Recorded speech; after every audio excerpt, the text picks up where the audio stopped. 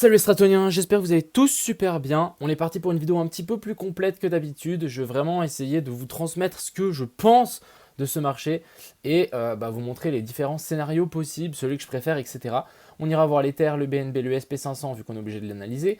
On ira voir aussi donc cette petite liste d'alt et on ira voir pas mal de choses sur Twitter. J'espère que cette vidéo vous plaira. N'hésitez pas à mettre un like si vous aimez bien les vidéos un petit peu plus avec plus de matière, on va dire, et puis différents scénarios qui peuvent arriver, et c'est pour ça que j'ai vraiment mis dans le titre Warning, parce que il y a plusieurs scénarios, et il y a des scénarios qui peuvent faire très mal, comme je dis, hein, la mèche ici. Il y a beaucoup de gens hier d'ailleurs, hein, en parlant de ça, beaucoup de gens qui ont regardé ma vidéo, et puis j'ai dit que dans ma vidéo, on pouvait très bien avoir une mèche, et en fait, se faire repousser là. Oui, on pouvait.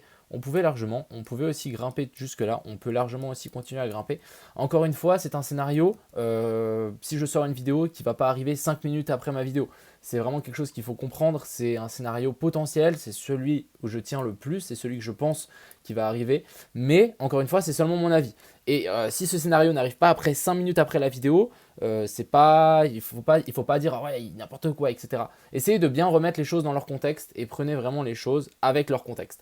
Bref, sur ce, j'espère que cette vidéo vous plaira. Trêve de blabla, on est parti. Crypto, million. Crypto, million. Crypto, million. Donc, passons directement sur ce qui s'est passé hier. Donc hier, j'avais dit qu'on avait un joli range ici, qu'on pouvait largement en fait rebondir sur ce range pour descendre plus bas, voire rebondir encore un petit peu plus, retaper cette trendline ici pour ensuite revenir chercher plus bas. On n'a pas du tout fait ça. Souvent après une déviation, comme je le dis en live hier aussi, on a tenté un petit short ici. Finalement, on a eu la méga bougie verte. De toute façon, moi j'avais mis un tout petit truc. Bref, pourquoi quand on a une déviation, souvent on casse de l'autre côté? Parce qu'en fait, déviation, ça piège beaucoup de gens et souvent on part dans l'autre sens assez violemment pour vraiment les défoncer. Donc ce qu'il faut vous dire, c'est que ici il y a beaucoup de gens qui ont short. Et en fait, quand on veut essayer de défoncer du short, il y a eu quand même 500 millions de liquidations juste avec ça. Hein, juste pour vous dire le nombre de personnes qui étaient en train de shorter et le nombre de personnes, à mon avis, qui se sont fait avoir ici. Bref, on a eu un joli rebond et finalement, on a cassé le range à la hausse. Pour le moment, on est toujours en train de latéraliser sur ce haut du range. Donc, qu'est-ce que ça veut dire? C'est plutôt bullish pour le moment, clairement, mais ça ne sert à rien de s'exciter encore une fois. Je vais vous montrer 2-3 petits trucs que j'ai mis sur Twitter. Donc, ça, c'est un de mes scénarios, le plus convaincant, je pense. Ici, on avait un joli bull flag, bon, maintenant plus le cas. Mais pourquoi pas venir chercher vers la zone des 38 500, tester en fait ce petit aller-retour qu'on a là, la EMA 200 en 1 heure, et ensuite on replonge. Ça m'étonnerait qu'on replonge en fait tout d'un coup. Si on continue à descendre, à continuer à descendre, c'est super bizarre comme chart. On fait que descendre, il n'y a pas de rebond, etc. De plus, ici, donc j'ai fait juste une remarque et je me suis aperçu de quelque chose. Pas mal de commentaires toxiques et haineux en ce moment. Sachez, bon, moi je les supprime tous. Si jamais, hein, ça sert à rien de mettre des commentaires toxiques et haineux, en tout cas je les supprime. Et PS, on serait dans la partie rage. Donc beaucoup de gens sont haineux et on la rage en ce moment. Et je me demande s'ils sont pas, on n'est pas dans le parti énervé. Donc pourquoi pas. Après, encore une fois, la partie énervée est avant la partie capitulation et je pense qu'on l'a toujours pas eu. Donc c'est pour ça qu'ici j'ai mis, je pense qu'on n'a pas eu encore la partie capitulation. Mais peut-être on serait dans la panique ou avoir ou la partie rage et avant capitulation. Bref, on verra. En tout cas, la partie dépression, c'est clair qu'on n'y est pas encore. Ça, on va bien le voir hein, quand ça sera vraiment la capitulation. On le verra largement. Donc voilà un petit peu ce que je pensais clairement. Je pense qu'on peut largement avoir un rebond là. Même, pourquoi pas en fait ici nous former un petit double top, réintégration du range. On le fait souvent dans la crypto. Hein. On a un range comme ça, on fait un M-top sur le haut et ensuite on réintègre. Donc ici, je pense qu'on pourrait largement réintégrer cette zone, venir s'appuyer là et ensuite continuer à descendre. Donc clairement pour moi la zone des 31 700 c'est une zone à visiter, c'est une zone où il y a un gros volume profile, c'est une zone à aller chercher. À mon avis, encore une fois, on peut avoir un bottom ici. Clairement parce que mine de rien la pattern elle est jolie avec une jolie déviation ici, on a fait un plus bas, on a des divergences haussières, bref il y a pas mal de choses qui sont bullish ici mais je pense que c'est un bottom d'un rebond technique. On va avoir un rebond vers la zone ici des 39 000 je pense. Je ne voudrais pas avoir de clôture au-dessus de la zone ici des 40 000. Si vraiment on a des clôtures au-dessus de 40 000, là je pense qu'on pourra envisager un bottom. Et pour le moment c'est trop tôt pour le dire. Et je pense qu'il nous manque clairement donc notre dernière mèche de capitulation ici pour ce Bitcoin. Je vais vous montrer un petit peu les autres analyses sur Twitter. Donc lui est très malin, il a un canal haussier, en fait il a fait un canal haussier, il a pris ces deux tops ici et il a tiré avec la largeur de ce plus bas là et on tombe pile poil dessus. On va le faire ensemble juste pour vous montrer quand même parce que je trouvais ça incroyable et j'avais pas du tout pensé à faire ça. Donc si on prend les mèches de là à là et qu'on vient chercher vraiment ce plus bas ici, ça colle mais vraiment parfaitement avec ce plus bas là, c'est assez impressionnant et du coup là, encore une fois, là ça pourrait nous indiquer qu'on a un bottom maintenant. En plus, du coup, ça nous a imprimé un 9, là, c'est les forces de bougie. Bref, c'est plutôt un signal haussier. Ici, lui, il dit qu'on ne va pas descendre indéfiniment sans avoir un rebond technique. Donc, clairement, si vraiment on doit descendre à 20 000, je pense qu'on aura un rebond technique vers la zone des 30 000. Je ne vois pas comment on va descendre tout droit. Ici, petite fractale entre le SP500, c'est même pas une fractale, bon de toute façon le SP500 c'est la même chose que le Bitcoin, mais je trouvais ça assez intéressant, sa vague d'Elliott, donc ici il commence, donc c'est la C, ensuite en 1, 2, 3, 4 et 5, donc ici 1, 2, 3, 4, 5, et du coup là on serait en train de chercher la 4 pour ensuite rechuter vers chercher la 5, donc lui il a une target entre la zone des 31 700 et la zone des 30 300, donc pourquoi pas. Après je suis pas forcément super, je pense que si on arrive là, j'espère avoir quand même une grosse mèche parce que je vous rappelle qu'il y a des grosses liquidités à venir chercher. Ici aussi, petite fractale, donc lui il pense qu'ici on est sur une 3, donc ici pour les gens qui font de la vague des lots, 1, 2, 3 ici, ensuite on a la 4 ici décomposée en A, B et puis C, la 4 qui est trouvée ici, donc la A est égale à la C, donc ça c'est parfait, et du coup maintenant on devrait trouver une 4 beaucoup plus haut, et chercher bien plus haut. Donc là, vous allez me dire, oui, c'est pas le Bitcoin, mais si, c'est bien le Bitcoin. Et du coup, trouver une 3 bien plus haut, environ vers la zone des 100 000. Ici aussi, le SP500, on arrive quand même sur une grosse zone de support. Je pense que ça va rebondir. Il faudra se méfier aussi de demain. Je rappelle qu'il y a les annonces de la SEC. Donc, je pense qu'on aura quand même pas mal de volatilité. Et on verra jusque ça va où ça va nous mener. Je rappelle encore une fois que la SEC, elle est là pour éviter la panique totale sur le marché. Elle est là pour quand même contenir la chose. Donc, elles ne vont pas commencer à dire que c'est foutu et qu'ils n'ont plus rien. Clairement pas, sinon il y aura trop un effet de panique. Donc, clairement, je pense qu'ils vont être là pour rassurer, quand même prendre des mesures, mais rassurer en tout cas les investisseurs et les boîtes, clairement. Parce que je pense que sinon, on est très mal barré. Pour le moment, ça rebondit. Personnellement, si ça pump, je m'attendrais vraiment à un retour vers la zone ici des 38-39. Si on commence à clôturer au-dessus et à stabiliser au-dessus, je vais commencer à me dire, ok, on est sur un potentiel bottom.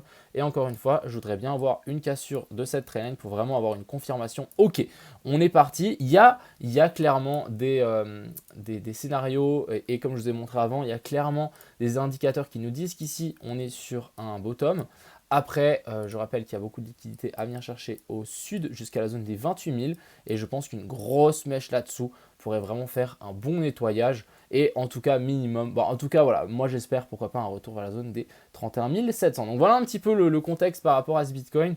On est sur un joli bottom, mais je pense que ce n'est pas un bottom d'une telle baisse ici, ça prendra quand même un petit peu plus de temps et on n'a pas eu encore de capitulation. Ensuite, on va quand même parler du SP500 ici qui s'est bien repris. On va juste peut-être passer sur cette charte ici. Voilà. Il s'est bien repris. On est venu chercher donc mes zones de support ici. Donc pour le moment, on est en train de latéraliser au-dessus. Pourquoi pas en train de faire un petit double bottom. Pourquoi pas. Écoutez, pourquoi pas. Après, à voir si on arrive à s'extirper un petit peu plus haut. Mais voilà, je ne vais pas trop dire d'analyse ici parce qu'avec la SEC demain, tout peut être bouleversé. Donc faites attention quand même par rapport à ça. Mais plutôt finalement haussier ici car on est quand même sur une zone de support. Après, c'est sans les news de la SEC demain, donc prenez ça avec des pincettes. On a directement parlé ici de ce petit Ethereum, donc toujours en train de latéraliser un petit peu au milieu de nulle part sur cette retest de ce W, pourquoi pas. Si on a encore cette dernière match, je pense qu'on pourrait avoir un Ether sous la zone des 2000, effectivement.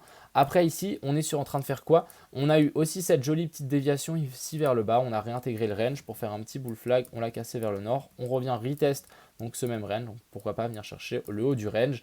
Et vraiment si ça pousse encore un peu et le Bitcoin pousse un peu, pourquoi pas venir chercher la zone des 2700 $ pour l'Ether. Et ensuite on avisera. Clairement, personnellement, je pense que voilà, on peut largement faire ça pour ensuite repartir. Et là, on aura une énorme divergence. Bref, quelque chose de plutôt plus gros en tout cas. Ça sert à rien de regarder en 1 heure si on veut vraiment mettre un bottom depuis. Donc, on est quand même descendu depuis novembre. Donc voilà, ça fait quand même 4 mois, 3 mois. Donc Je pense pas qu'en horaire, on aura un bottom qui se forme. Ici, le BNB, donc pourquoi pas double bottom ici avec une petite div, pourquoi pas. On a cette petite trendline à mon avis qui va sans doute être breakout si le Bitcoin pousse.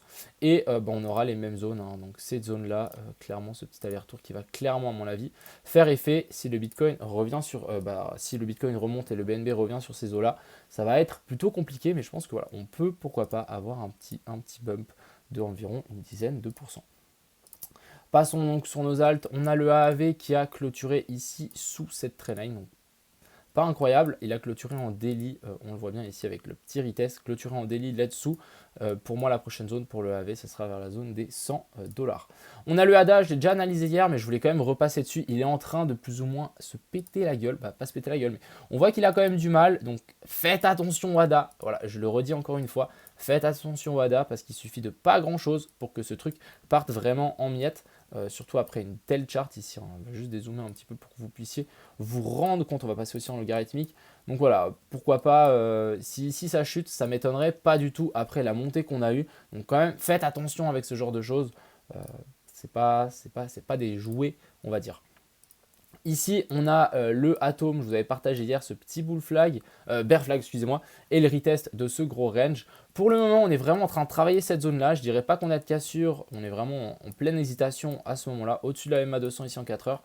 Si on pump, je pense que voilà, on peut largement venir rechercher le haut de ce canal. Si vraiment ça dump, venir chercher le bas de ce bear flag et à voir si ça lâche. Mais encore une fois, ça dépendra beaucoup de ce fameux BTC. Et ici, je trouvais ça assez intéressant. Donc là, on a échoué plusieurs fois. Donc 1, 2, 3, 4 fois à passer. Et là, vraiment, pour moi, on est dans un énorme range. Donc il faudra tout simplement attendre une cassure soit par le haut, soit par le bas. On a le FTM qui est plutôt chaud. On réintègre donc cette trendline. Bon, réintègre, on n'a pas eu encore de clôture. Mais ça tente, on tente de réintégrer. On a cette EMA 200 ici en 4 heures qui fait barrage pour le moment. À voir si on le réintègre. Si on le réintègre, ça sera plutôt une bonne chose. Et si on revient retester cette même zone, ça sera une belle zone d'achat. Mais pour le moment, patience, mais plutôt très très intéressant après ce petit W ici. On a le LRC. Alors le LRC, je voulais quand même faire un petit update, donc je rappelle qu'on avait une jolie petite zone d'achat ici, donc 2 zones de support ici et ici, on a fait bien support sur les deux, mais ça n'a clairement pas suffi pour avaler en fait la baisse du Bitcoin. Actuellement on est en train de rebondir ici sur les anciens bottoms, je vais vous montrer quand même ici, tac, on est en train de rebondir dessus, donc pourquoi pas. Après avoir, j'espère si on arrive à maintenir cette zone et que le LRC arrive à réintégrer en fait donc mon petit rectangle ici, hop, ça pourra vraiment être pas mal. Mais pourquoi pas, en tout cas il prend 6% aujourd'hui, on dirait pas, hein. Pour vous dire si ça remonte jusqu'au top, juste, je regarde, on sait jamais, ouais, il y a quand même 300%, assez intéressant. Theta qui est toujours sur, sur ces petits tops ici. Rien de bien intéressant, je pense que si ça lâche, voilà, on aura un autre filet de pêche un petit peu plus bas vers la zone des 1.8 qui pourrait être super intéressante. Encore une fois, ça dépendra beaucoup du Bitcoin. Et tu vois, voyez, hein, si le Bitcoin pump ici, pourquoi pas le Theta faire ça? Ça peut être largement faisable. Donc quand même, pendant ces petits rebonds, on peut avoir des gros pourcentages, hein, 36-37%. Et c'est pas pour autant que on inverse ici une tendance baissière et ça va pas se faire en quelques jours. Je pense que ça se verra plutôt en 2, 3, 4, même voire un mois. Pour avoir un vrai retournement sur ce Bitcoin et les alts. Donc voilà, pourquoi pas faire ça. Ensuite ici, si on regarde le RSI, pourquoi pas nous proposer en fait ici une petite divergence. Et ensuite là, on pourra clairement avoir un vrai bottom. Au moment où on réintègre ici, là on pourra dire ok, le bottom est fait. Tant qu'on n'a pas de confirmation, ça ne sert à rien de s'exciter. Ici, on a XTZ, je voulais quand même vous montrer. Donc ça a été bien racheté. Donc pour les gens qui ont acheté hier pendant mon truc, ils ont acheté vraiment sur le bout de la mèche. Après, je dis pas qu'on a un bottom parce que clairement, si le Bitcoin tombe, je pense qu'il peut aussi tomber. On va quand même juste vous montrer avec le volume profile. Je trouvais ça super intéressant. On est clairement sur un gros volume profile. Donc je me dis, de plus ici, on a eu le maximum de XTZ qui a été échangé sur ces zones-là. Et ça nous fait vraiment une grosse zone de barrage. Donc XTZ très intéressant selon moi ici pour en tout cas du DCA investissement long terme. Ça se paye à tous les jours ici. Donc voilà un petit peu le tour par rapport à cette vidéo. Encore une fois, ça dépendra beaucoup du sub Bitcoin et de ce SP500. Tant que on n'a pas de direction, surtout qu'en plus demain, mercredi, on aura les annonces de la SEC. Donc vraiment, je veux quand même vous dire, faites attention. Le DCA est clairement, c'est la meilleure zone. N'ayez pas peur, pourquoi pas, de mettre une pièce ici. Mais pensez très bien que vous pourrez mettre une pièce peut-être plus bas et voir un petit peu plus bas ou même si ça continue à monter. C'est pour ça que le DCA c'est super cool, c'est que ici vous vous en foutez si on est sur un bottom maintenant ou ça va descendre encore un peu, continuez juste vos DCA. Si ça part maintenant, bah, vous serez très content d'avoir investi ici. Si ça descend encore un petit peu, bah, vous allez me dire ok, pas grave, mais j'ai encore de l'argent à mettre, du coup je réinvestis là et ça rebaisse votre prix d'achat. Donc ça c'est le genre de mouvement plutôt intelligent que je conseille vraiment à tout investisseur actuellement. Encore une fois, le Bitcoin, je le dis et je le redis, on peut largement faire ça. Sans souci, on peut largement décoller à partir de maintenant. Il y a quand même des grosses news qui sont passées un petit peu inaperçues avec Visa, les NFT, etc. Bref, il y a des grosses news qui sont en train de passer, ça continue à chuter, donc on est clairement dans une tendance baissière, mais il suffit de pas grand-chose pour qu'on repasse en haussier. Donc je vais quand même vous dire, mais ce n'est pas ce que je privilégie pour le moment. Je pense que largement une mèche vers le bas et ensuite on avisera. Donc voilà un petit peu mon scénario. Ne dites pas dans ma dernière vidéo, ah, j'ai dit qu'il y avait une mèche, il n'y en a pas eu aujourd'hui. C'est pas ça que je veux dire vraiment, c'est vraiment sur plutôt un long terme. Un bottom ne se forme pas en quelques heures, voire en 3 jours. Donc prenez bien ça en compte. Sur ce, j'espère que cette vidéo vous a plu. N'hésitez pas à me poser des questions dans les commentaires, je réponds avec grand plaisir. Et puis on se retrouve tout à l'heure à 20 h du coup en live. On va voir s'il n'y a pas des petits setups assez intéressants pour un petit peu de scalping. Encore une fois, si je dis un petit peu mon avis par rapport à ce qu'on est en train de faire ici pour le Bitcoin, moi je pense que voilà, ça réintègre tous les jours. Et bon, si on peut largement faire un truc du style. Encore une fois, ça c'est mon point de vue. Si vraiment ça pump là, je serais non plus pas étonné. Mais si ça réintègre ici le range après un M-top avec la neckline sur la zone haute du range, ça m'étonnerait pas du tout. J'ai vu ça des centaines de fois. Donc voilà, j'espère que cette vidéo vous a plu les gars. Je vous souhaite, et les filles d'ailleurs, j'ai tendance à les oublier. Je m'excuse d'avance. Et je vous souhaite une bonne soirée. A plus.